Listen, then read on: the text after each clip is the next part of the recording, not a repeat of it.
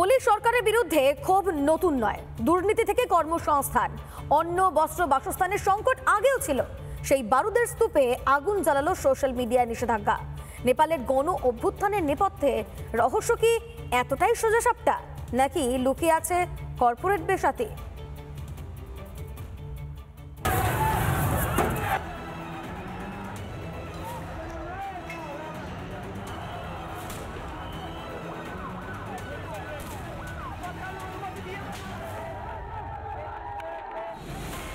মাত্র দুদিনের আন্দোলনে সরকার পতন নেপালে। আমজনতার আন্দোলনে এত জোর, নাকি হিংস্র আন্দোলনের নেপথ্যে কায়েমি স্বার্থ, গুপ্তরাষ্ট্র? বিশ্বজুড়ে টেক দানবদের দাদাগিরি। উপমহাদেশীয় দেশগুলিতে যাদের বড় বাজার, সেই বাজারে হাত পড়লে ঘুম ওড়ে ধন কুবেরদের। চীন ঘনিষ্ঠ ওলি সরকারও তো নেপাল থেকে মার্ক জুকারবার্গের ব্যবসার লাটে তোলার ছক কষেছিল। নিষেধাজ্ঞা জারি হওয়া 26টি সোশ্যাল মিডিয়ার তালিকায় নাম ছিল ফেসবুক, হোয়াটসঅ্যাপ এবং ইনস্টাগ্রামের। ছিল ইউটিউব, এক্স হ্যান্ডেলও।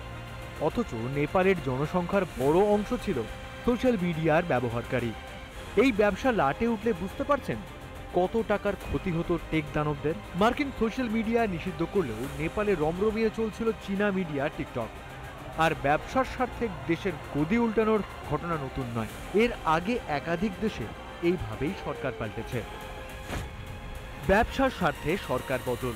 1953 সালে ইরানের প্রধানমন্ত্রী মোহাম্মদ মোসাদ্দেক গদিচ্যুত হন।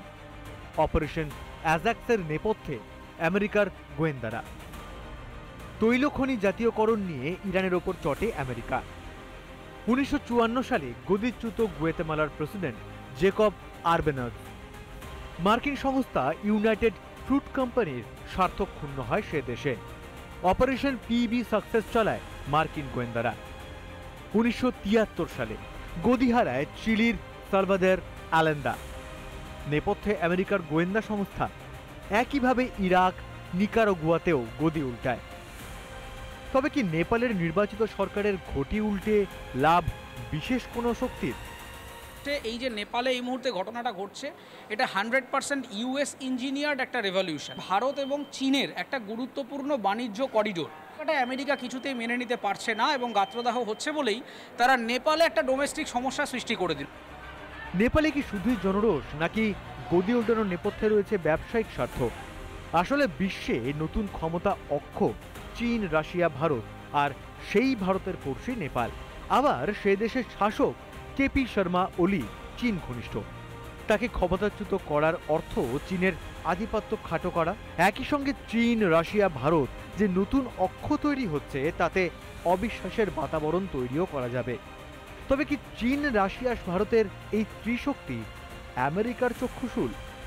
তাই তাদের বার্তা দিতে নতুন মাস্টার স্ট্রোক আমেরিকায়। রিপাবলিক বাংলা। নানা ধরনের কন্টেন্ট দেখার জন্য লাইক করুন, শেয়ার করুন আমাদের ফেসবুক পেজ, সাবস্ক্রাইব করুন আমাদের ইউটিউব চ্যানেল। পাশাপাশি অন্যান্য ব্রেকিং নিউজের জন্য অবশ্যই চোখ রাখুন রিপাবলিক বাংলায়।